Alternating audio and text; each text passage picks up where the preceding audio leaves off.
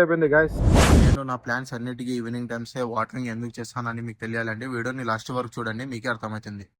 నేను ప్లాంట్స్కి వాటరింగ్ చేయాలంటే ముందుగా నాకు ఈ ట్యాంక్లో ఫుల్ అనేది వాటర్ ఉండాలి. బికాస్ ఫుల్ లేకపోతే నాకు వాటర్ పైప్లో ప్రెషర్ అనేది రాదు. సో చెక్ చేద్దాం.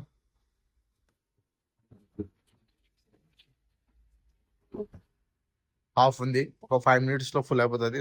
ఆఫ్టర్ 20 minutes ట్యాంక్ అయితే ఫుల్ అయిపోయింది. సో వాటర్ అనేది ఫుల్ వచ్చేసింది ప్రెషర్తో. సో మార్నింగ్ టైమ్స్ అయితే మనకి సన్లైట్ ఎక్కువ ఉంటుంది. సన్లైట్ ఎక్కువ ఉండడంతో మనకి ప్లాంట్స్ అనేది సన్ కి చాలా ఎక్స్పోజ్ అవుతాయి. సో ఎక్స్పోజ్ అవ్వడంతో మనకి సాయిల్ హీట్ ఎక్కినప్పుడు మనం వాటరింగ్ చేసినాం అనుకోండి, రూట్స్ కూడా హీట్ ఎక్కిపోతాయి. సో రూట్స్ బర్న్ కాకోకుండా ఉండడానికి మనం ఈవినింగ్ టైమ్స్ అయితే ప్రిఫర్ చేయాలి వాటరింగ్ కోసం.